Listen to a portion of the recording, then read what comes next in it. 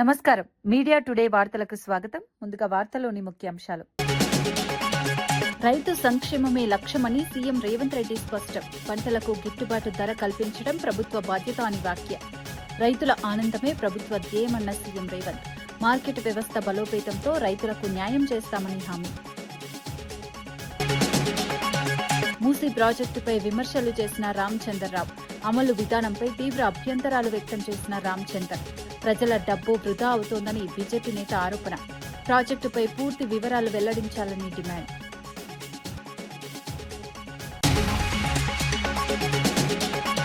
TTD అంశంపై భూమన కరుణాకర్ రెడ్డి తీవ్ర విమర్శలు. ఆరోపణలున్న వ్యక్తిని పదవిలో ఉంచడం సరైంది కాదని వ్యాఖ్య. దేవాలయ పరిపాలనలో పారదర్శకత అవసరమన్న కరుణాకర్ రెడ్డి. భక్తుల విశ్వాసం దెబ్బతినకూడదని కరుణాకర్ రెడ్డి హెచ్చరిక.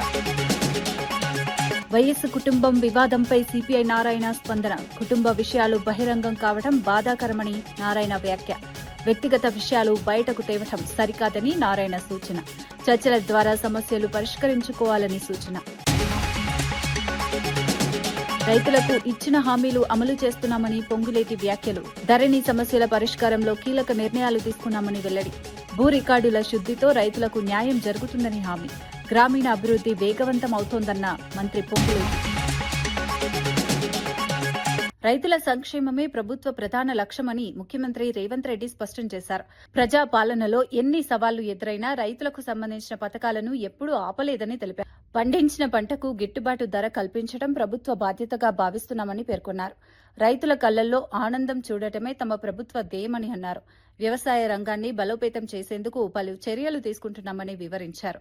రైతులకు అవసరమైన సబ్సిడీలు, మద్దతు ధర అందిస్తూ వారి భారం తగ్గించే ప్రయత్నం చేస్తున్నామని తెలిపారు. మార్కెట్ వ్యవస్థను బలోపేతం చేసి రైతులకు న్యాయం జరిగేలా చూస్తామని అన్నారు. రైతుల సంక్షేమం కోసం తీసుకునే ప్రతి నిర్ణయం గ్రామీణ ఆర్థిక వ్యవస్థను బలోపేతం చేస్తుందని సీఎం పేర్కొన్నారు. జిల్లా ఇన్ఛార్జ్ మంత్రివర్యులు వివేక్ వెంకటస్వామి గారు, ఈ జిల్లా నుంచి ప్రాతినిధ్యం వహిస్తున్న సోదరులు పెద్దలు దామోదర్ రాజ నరసింహ గారు, మరొక మంత్రివర్గ సహచరులు పొంగులేటి శ్రీనివాసరెడ్డి గారు, యువ మిత్రులు, సహచర మంత్రివర్గ సభ్యులు, మీ అభిమాన నాయకులు పొన్నం ప్రభాకర్ గారు,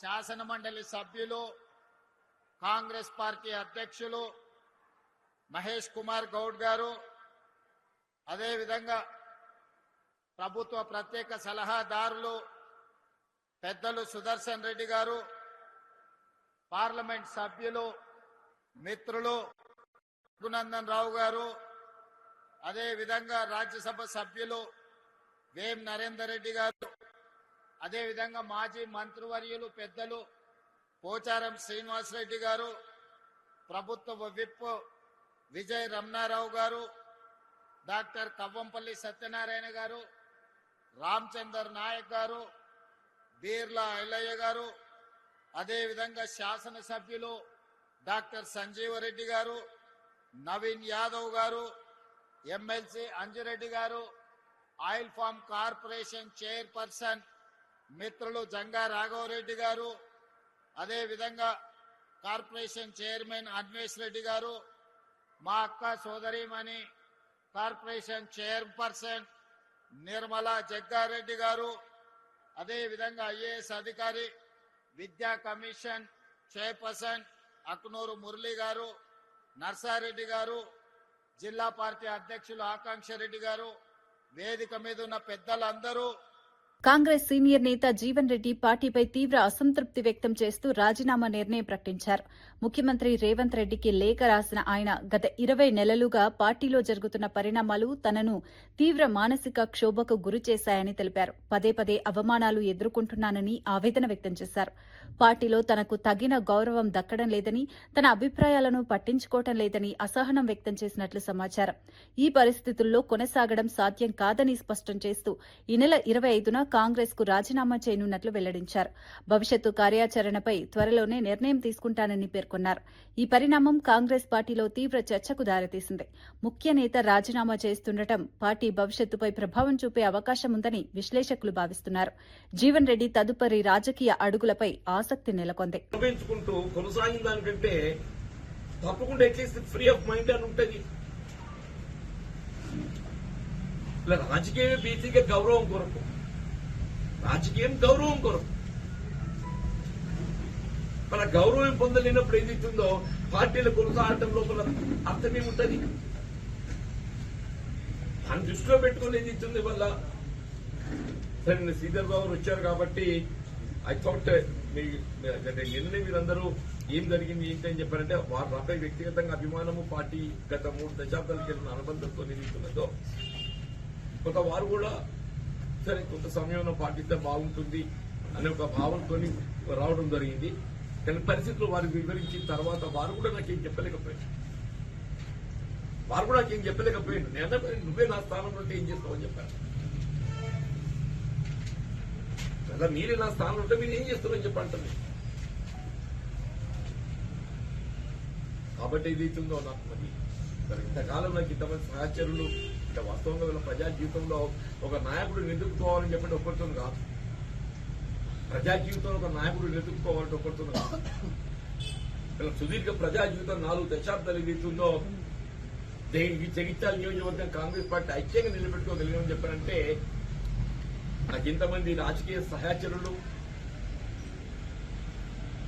కాంగ్రెస్ పార్టీ నాయకత్వం గాని, కార్యకర్తలు గాని రైతులకు స్థిరమైన ఆదాయం అందించేందుకు ప్రభుత్వం ఆయిల్ ఫామ్ సాగును ప్రోత్సహిస్తోందని మంత్రి పొన్నం ప్రభాకర్ తెలిపారు. మంత్రి తుమ్మల నాగేశ్వరరావు కురియన్ తరహాలో వ్యవసాయ రంగంలో కీలక పాత్ర పోషిస్తున్నారని ప్రశంసించారు. ఆయిల్ పామ్ సాగుకు ప్రకృతి పరంగా అనుకూల పరిస్థితులు ఉన్నాయని, దీని ద్వారా రైతులకు దీర్ఘకాలిక లాభాలు పొందే అవకాశం ఉందని వివరించారు. సాగు ప్రారంభం నుంచి మార్కెటింగ్ వరకు ప్రభుత్వం పూర్తి సహకారం అందిస్తుందని తెలిపారు. రైతులు సాంప్రదాయ పంటలతో పాటు కొత్త పంటలను స్వీకరించాల్సిన అవసరం ఉందని సూచించారు. ఆయిల్ పామ్ ద్వారా నూనె ఉత్పత్తి పెరిగి దిగుమతులు తగ్గుతాయని చెప్పారు. విధానం ద్వారా రైతుల ఆదాయం పెరగడంతో పాటు రాష్ట్ర ఆర్థిక వ్యవస్థకు కూడా మేలు జరుగుతుందని పేర్కొన్నారు. ప్రభుత్వం రైతులకు అవసరమైన సాంకేతిక సహాయం కూడా అందిస్తుందని స్పష్టం చేశారు. ఈ రోజు రైతుకు కావాల్సిందే సరి అయినటువంటి గిట్టుబాటు ధర, మార్కెటింగ్ అవకాశం. ప్రధానంగా రైతు ఆలోచన చేసేది తన ఉత్పత్తి ఎక్కడ కూడా ప్రకృతి పరంగా ఇబ్బంది కలగద్దనేటువంటి మాట. వాతావరణం అనుకూలించాలి. వీటన్నిటికీ అనుకూలించేటువంటి పంట పామాయిల్ పంట. రైతాంగానికి సంబంధించి ఏ భూమి అయినా పామాయిల్ వేసుకోవచ్చు. ఇంతకుముందు పెద్దలు ఎంపీ గారు చెప్పినట్టుగా ఎటువంటి ప్రకృతి పరమైన వైపరీత్యాలకు ఇబ్బంది లేదు, జంతు పరంగా ఇబ్బంది లేనటువంటిది. మార్కెటింగ్ వస్తే ఈ ఆయిల్ ఫామ్ కు సంబంధించిన వాళ్ళు ప్రతి మండల కేంద్రంలో ఈ యొక్క రైతులకు ఇచ్చిన హామీని ప్రభుత్వం అమలు చేస్తోందని మంత్రి పొంగులేటి శ్రీనివాసరెడ్డి స్పష్టం చేశారు. ధరణి సమస్యల పరిష్కారం నుంచి సాదా బైనామాల క్రమబద్దీకరణ వరకు అనేక కీలక నిర్ణయాలు తీసుకున్నామని తెలిపారు. భూ యజమానులు ఏళ్లుగా ఎదుర్కొంటున్న సమస్యకు పరిష్కారం చూపుతున్నామని పేర్కొన్నారు. భూ రికార్డుల శుద్ది ద్వారా రైతులకు న్యాయం జరుగుతుందని అన్నారు. ప్రభుత్వం పారదర్శకంగా పనిచేస్తూ రైతులకు మేలు చేసే దిశగా సాగుతోందని, పేదల సంక్షేమం, రైతుల అభివృద్ది ప్రభుత్వ ప్రధాన లక్ష్యమని వివరించారు. ప్రతి కుటుంబానికి భద్రత కల్పించేలా పథకాలు అమలు చేస్తున్నామని తెలిపారు. గ్రామీణ ప్రాంతాల్లో అభివృద్ది వేగవంతం అవుతోందని చెప్పారు. రైతుల నమ్మకాన్ని నిలబెట్టేందుకు ప్రభుత్వం కట్టుబడి ఉందని మంత్రి స్పష్టం చేశారు. సంబంధించిన దాంట్లో కూడా ఎవరైతే గతంలో అమ్ముకొని సాదా అగ్రిమెంట్ ద్వారా అది రెగ్యులైజేషన్ వాళ్ళ కాన్సెంట్ కావాలని ఆపారో దానికి కూడా గౌరవ ముఖ్యమంత్రి గారు 4 రోజుల కిందమే రిలాక్సేషన్ ఇచ్చాం. ఆ రకంగా ఉన్న సాదా బైనామాలు కూడా రాబోయే కొద్ది రోజుల్లో రాష్ట్ర వ్యాప్తంగా పరిష్కరిస్తాం. అంతేకాదు ఆనాటి 10 సంవత్సరాల్లో ఇందిరమ్మ ఇళ్ల విషయం మర్చిపోయారు. ఈ ప్రజాప్రభుత్వంలో మొదటి విడత 4.5 లక్షల ఇళ్లు ఇచ్చాం. ప్రతి సోమవారం నాడు మీరు కట్టిన ఇంటి లెవెల్ బట్టి డబ్బులు ఇస్తున్నాం. రేపు వచ్చే కొత్త సంవత్సరంలో 2వ విడతిస్తాం, 3వ విడతిస్తాం, 4వ విడతిస్తాం. అర్హులైన ప్రతి పేదవాళ్లకి మీ ఇందిరమ్మ ప్రభుత్వంలో ఇందిరమ్మ ఇళ్లు గౌరవ ముఖ్యమంత్రి రేవంత్ రెడ్డి గారి నాయకత్వంలో ప్రతి పేదవాడికి సిద్దిపేటలో పింక్ కలర్ షర్ట్ కట్టుకున్న వేసుకున్న నాయకుడు పేదవాడు అయ్యున్నా కూడా తప్పకుండా వాళ్లకు కూడా ఇందిరమ్మ ఇళ్లు ఇచ్చి తీరుతామని ఈ వేదిక ద్వారా రాష్ట్ర ప్రజలందరికీ తెలుపుతూ, గత ప్రభుత్వ పెద్దలు నిన్న మొన్న ఆరోపణలు చూశాను. ఈ రోజు వారి పింక్ కలర్ పేపర్ లో కూడా చూశాం. మా టైంలో కట్టిన ఫ్యాక్టరీ అంటారు. అయ్యా మీ టైంలో తెల్ల కాగితాన్ని నల్ల కాగితం చేసి ఒక కాగితాన్ని ఈ రైతుల ముఖాన్ని ఇసిరేసిపోతే ఈ ప్రజా ప్రభుత్వం గౌరవ ముఖ్యమంత్రి రేవంత్ రెడ్డి గారి నాయకత్వంలో వచ్చిన తర్వాత ఈ ఫ్యాక్టరీ కట్టాం. ఒక్కసారి నీ ముఖం అద్దంలో చూసుకో. ఇంకా ఒంటి నిండా విషాన్ని నింపుకొని ఇంకా తప్పుడు ప్రచారం చేయడం. రాష్ట్రం అప్పుల్లో ఉన్నప్పటికీ రైతు సంక్షేమాన్ని ముఖ్యంగా పరిగణించి ప్రభుత్వ నిర్ణయాలు తీసుకుంటోందని మంత్రి వివేక్ వెంకటస్వామి తెలిపారు. 21,000 కోట్ల రూపాయల రుణమాఫీ అమలు చేసి రైతులకు ఊరటనిచ్చామని చెప్పారు. సన్నవడ్ల సాగుకు 10,000 కోట్ల మద్దతు అందిస్తూ రైతులకు ఆర్థిక భరోసా కల్పిస్తున్నామని పేర్కొన్నారు. వ్యవసాయ రంగంలో ఎదురయ్యే సమస్యలను పరిష్కరించడమే ప్రభుత్వ ప్రధాన లక్ష్యమని వివరించారు. రైతులకు గిట్టుబాటు ధర, సరైన మార్కెట్ అవకాశాలు కల్పించేందుకు చర్యలు తీసుకుంటున్నామని తెలిపారు. ప్రభుత్వం తీసుకుంటున్న నిర్ణయాలు రైతుల జీవనోపాధిని మెరుగుపరుస్తాయని అన్నారు. ఏ సమస్య వచ్చినా వెంటనే స్పందించి పరిష్కారం చూపే దిశగా పనిచేస్తున్నామని పేర్కొన్నారు. రైతు బలపడితేనే రాష్ట్రం బలపడుతుందని మంత్రి వివరించారు. అగ్రిమెంట్ ద్వారా అది రెగ్యులైజేషన్ వాళ్ళ కాన్సెంట్ కావాలని ఆపారు. దానికి కూడా గౌరవ ముఖ్యమంత్రి గారు 4 రోజుల కిందమే రిలాక్సేషన్ ఇచ్చాం. ఆ రకంగా ఉన్న సాదా బైనామాలు కూడా రాబోయే కొద్ది రోజుల్లో రాష్ట్ర వ్యాప్తంగా పరిష్కరిస్తాం. అంతేకాదు, ఆనాటి 10 సంవత్సరాల్లో ఇందిరమ్మ ఇళ్ల విషయం మర్చిపోయారు. ఈ ప్రజా ప్రభుత్వంలో మొదటి విడత 4.5 లక్షల ఇళ్లు ఇచ్చాం. ప్రతి సోమవారం నాడు మీరు కట్టిన ఇంటి లెవెల్ బట్టి డబ్బులు ఇస్తున్నాం. రేపు వచ్చే కొత్త సంవత్సరంలో 2వ విడతిస్తాం, 3వ విడతిస్తాం, 4వ విడతిస్తాం. అర్హులైన ప్రతి పేదవాళ్లకి మీ ఇందిరమ్మ ప్రభుత్వంలో ఇందిరమ్మ ఇళ్లు గౌరవ ముఖ్యమంత్రి రేవంత్ రెడ్డి గారి నాయకత్వంలో ప్రతి పేదవాడికి సిద్దిపేటలో పింక్ కలర్ షర్ట్ వేసుకున్న నాయకుడు పేదవాడు అయ్యున్నా కూడా తప్పకుండా వాళ్లకు కూడా ఇందిరమ్మ ఇల్లు ఇచ్చి తీరుతామని ఈ వేదిక ద్వారా రాష్ట్ర ప్రజలందరికీ తెలుపుతూ, గత ప్రభుత్వ పెద్దలు నిన్న మొన్న ఆరోపణలు చూశాం. ఈ రోజు వారి పింక్ కలర్ పేపర్లో కూడా చూశాం. మా టైంలో కట్టిన ఫ్యాక్టరీ అంటారు. అయ్యా మీ టైంలో తెల్ల కాగితాన్ని నల్ల కాగితం చేసి ఒక కాగితాన్ని ఈ రైతుల ముఖాన్ని ఇసిరేసిపోతే ఈ ప్రజా ప్రభుత్వం గౌరవ ముఖ్యమంత్రి రేవంత్ రెడ్డి గారి నాయకత్వంలో వచ్చిన తర్వాత ఈ ఫ్యాక్టరీ కట్టాం. ఒక్కసారి నీ ముఖం అద్దంలో చూసుకో. ఇంకా ఒంటి నిండా విషాన్ని నింపుకొని ఇంకా తప్పుడు ప్రచారం చేయడం. రాష్ట్రంలోని తెల్ల రేషన్ కార్డు ఉన్న ప్రతి కుటుంబానికి 5 లక్షల ఇన్సూరెన్స్ అందిస్తామని మంత్రి సీతక్క ప్రకటించారు. హనుమకొండ జిల్లా తిరుమలగిరి గ్రామంలో జల్ దినోత్సవ కార్యక్రమంలో ఈ విషయాన్ని వెల్లడించారు. ఇందిరమ్మ బీమా పథకం ద్వారా పేద కుటుంబాలకు ఆర్థిక భద్రత కల్పించడమే లక్ష్యమని చెప్పారు.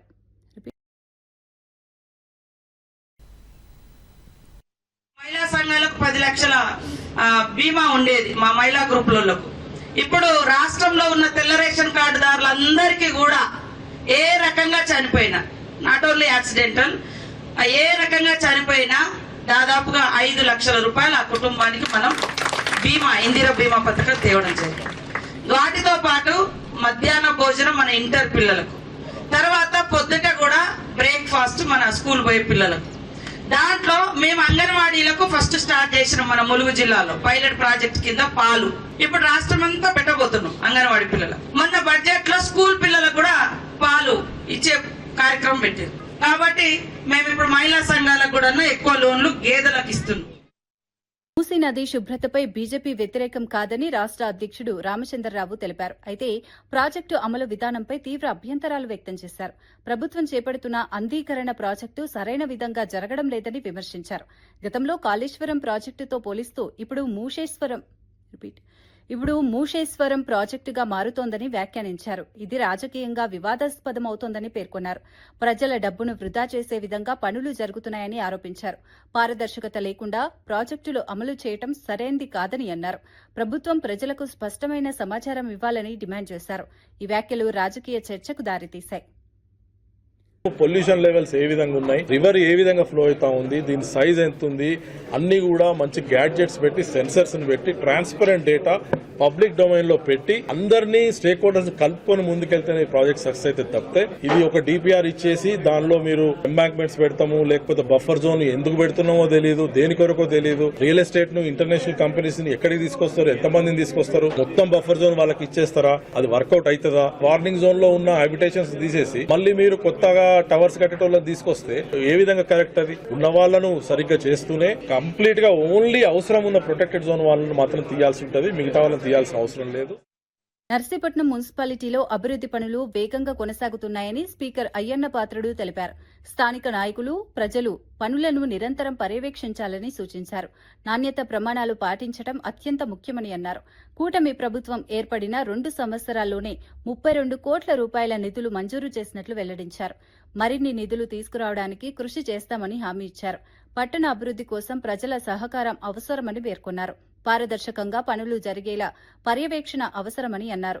ప్రజల అవసరాలకు అనుగుణంగా ప్రాజెక్టులు అమలు చేస్తామని తెలిపారు. నర్సీపట్నాన్ని అభివృద్ది పథంలో ముందుకు తీసుకెళ్తామని స్పష్టం చేశారు. 28 వార్డులు ఉన్నాయి. 28 వార్డుల్లో కూడా రోడ్లు ఇస్తున్నాం, డ్రైనేజ్ ఇస్తున్నాం, సీసీ రోడ్లు ఇస్తున్నాం. అంటే మీ పెద్దలందరూ కూడా దగ్గరుండి ఆ రోడ్లు పూర్తి చేసుకొని ఈ గ్రామాభివృద్ధిలో మీరు అందరూ కూడా భాగస్వాములు అవ్వాలని కోరుకుంటూ, మరి ఎంతో ఇబ్బందులు ఉన్నప్పుడు కూడా ఇంత డబ్బు అంటే లాస్ట్ టైం ఇచ్చింది 24 కోట్లు, ఇప్పుడు 8 కోట్లు, అంటే ఈ 2 సంవత్సరాల్లో 32 కోట్లు ఒక్క మున్సిపాలిటీకి ఇచ్చాం. అంత డబ్బు తీసుకొస్తున్నప్పుడు ఆ రోడ్డు కూడా సక్రమంగా వేయాలి. సక్రమంగా చిన్న చిన్న పొరపాటు చేస్తే నా దృష్టికి తీసుకురామని చెప్పి ప్రజలందరినీ, నాయకులందరినీ కోరుకుంటున్నాను. నెల్లూరులో జరిగిన అభివృద్ది కార్యక్రమంలో మంత్రి ఆనం రామనారాయణ రెడ్డి వైఎస్సార్సీపీపై తీవ్ర విమర్శలు చేశారు. రాష్ట్ర అభివృద్దికి ప్రభుత్వం కృషి చేస్తుంటే ప్రతిపక్షం అడ్డంకులు సృష్టిస్తోందని ఆరోపించారు. ఆధారం లేని ఆరోపణలతో ప్రజలను తప్పుదారి పట్టించే ప్రయత్నం జరుగుతోందని అన్నారు. జువ్వలదిన్నే ఫిషింగ్ హార్బర్ను అమ్మేస్తున్నారన్న ప్రచారాన్ని ఖండించారు. అవి పూర్తిగా తప్పుడు ఆరోపణలేనని స్పష్టం చేశారు.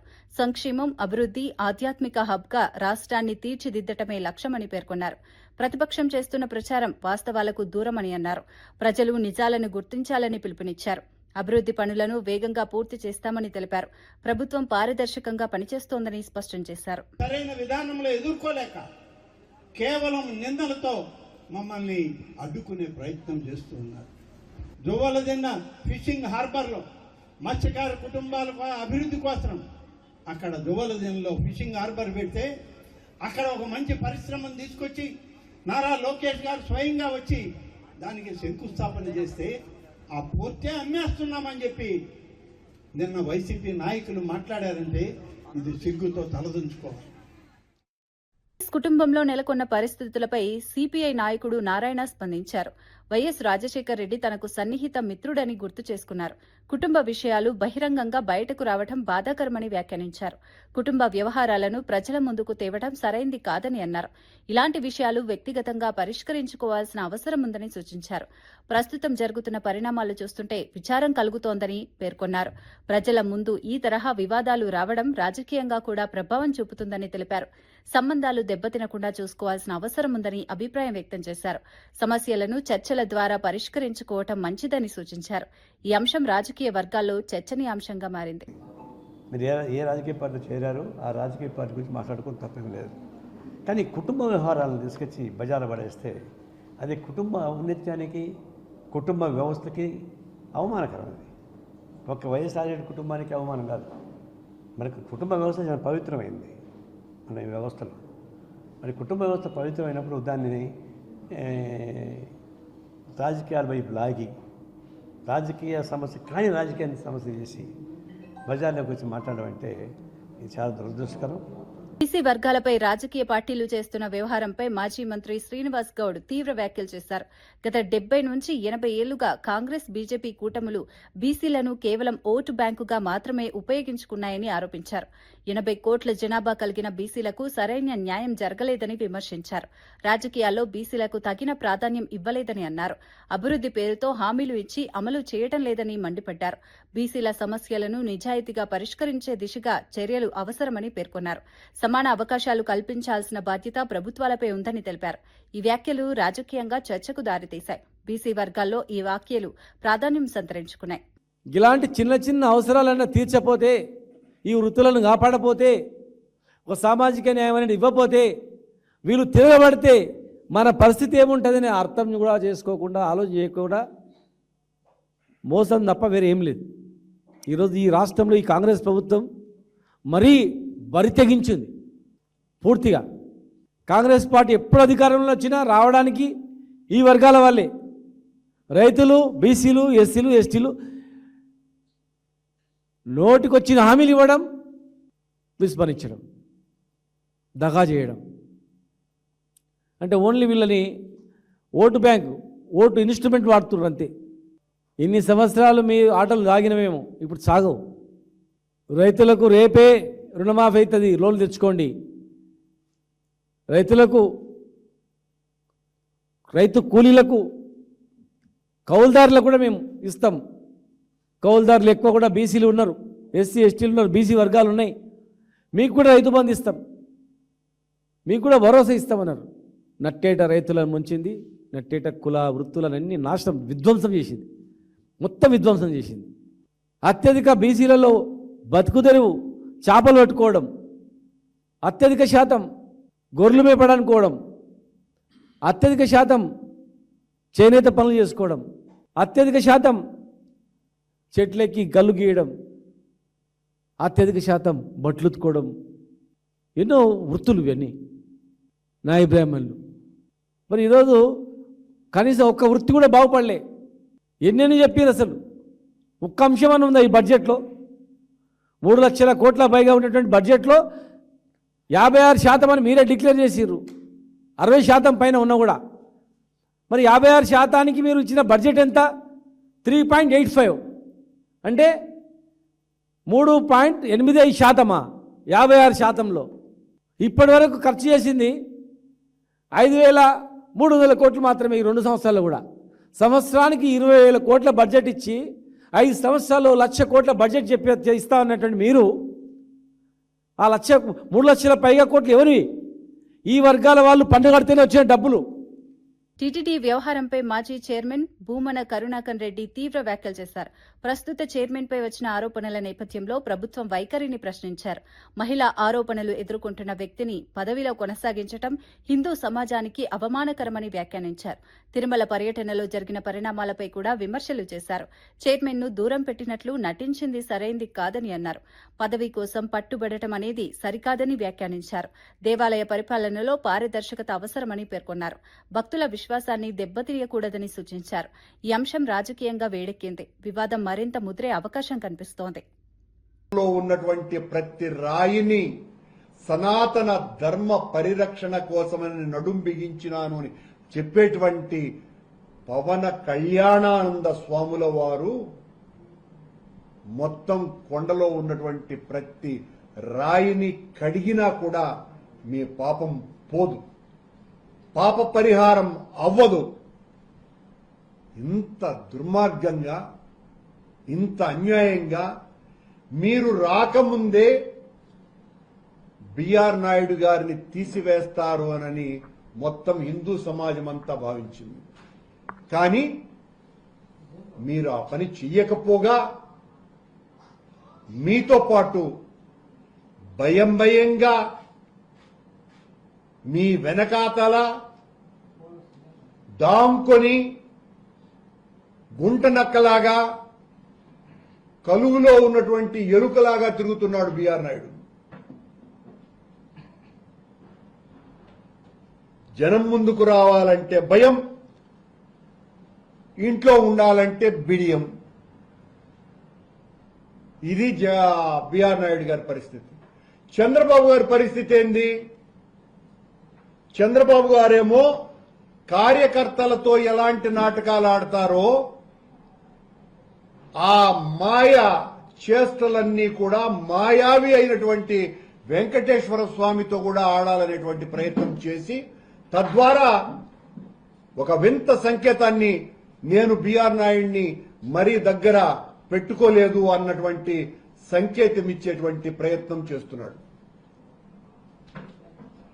నిన్న మీ వ్యక్తిగత ప్రతిష్ట కోసమని బిఆర్ నాయుడుని కొంచెం దూరంగా ఉంచినట్టుగా అసహనంగా మీరు ప్రవర్తించినట్టుగా కనపడుతోందే తప్ప చంద్రబాబు గారు మీ వ్యక్తిగత ప్రతిష్టకు భంగం కలగకుండా ఉండటానికి కాదు మీరు ప్రయత్నం చేయాల్సింది. 140 కోట్ల హిందువుల ఆరాధ్య దైవమైనటువంటి వెంకటేశ్వర స్వామి ఆలయ ప్రతిష్టకు భంగం కలగకుండా చూడటం మీరు చేయాల్సింది. మీ వ్యక్తిగత ప్రతిష్టకు భంగం కలగటం కాదు సుమా. కానీ మీరు నిన్న చేసినటువంటి పని మీ వ్యక్తిగత ప్రతిష్ట కోసమనే ప్రాకులాట తప్ప మరేమీ కాదు. మీరు నిన్న బిఆర్ నాయుడును తీసివేసి దానితో దేవాలయ ప్రతిష్టను ఇనుమడింపజేసేటువంటి కార్యక్రమానికి పూనుకొని ఉంటే. వార్తలు ముగించే ముందు ముఖ్యాంశాలు మరోసారి. రైతు సంక్షేమమే లక్ష్యమని సీఎం రేవంత్ రెడ్డి స్పష్టం. పంటలకు గిట్టుబాటు ధర కల్పించడం ప్రభుత్వ బాధ్యత అని వ్యాఖ్య. రైతుల ఆనందమే ప్రభుత్వ ధ్యేయమన్న సీఎం రేవంత్. మార్కెట్ వ్యవస్థ బలోపేతంతో రైతులకు న్యాయం చేస్తామని హామీ. మూసీ ప్రాజెక్టుపై విమర్శలు చేసిన రామచంద్రరావు. అమలు విధానంపై తీవ్ర అభ్యంతరాలు వ్యక్తం చేసిన రామచందర్. ప్రజల డబ్బు వృధా అవుతోందని బీజేపీ నేత ఆరోపణ. ప్రాజెక్టుపై పూర్తి వివరాలు వెల్లడించాలని డిమాండ్.